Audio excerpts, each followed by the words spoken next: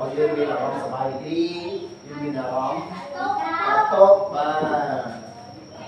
នេះគឺការបាក់ណាការបាក់ជាមួយនឹងពីបានដែរបាទអញ្ចឹងយើងទៀតអនុសាវរីយ៍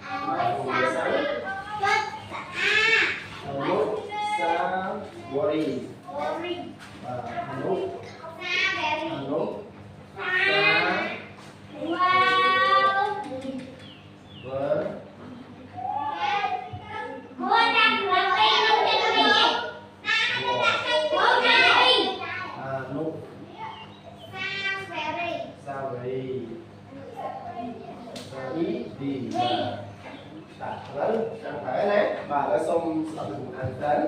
អនុសាវរីយ៍ណាអានថាអនុសាវរីយ៍ក៏អានជាមួយចូលអានមួយគ្រូអនុសាវរីយ៍អនុសាវរីយ៍អនុសាវរីយ៍ហ្នឹងយើងនឹងអានទៅទៀតជាមួយនឹងភាសាបាទតែឥឡូវសពកម្មអានសពកម្មត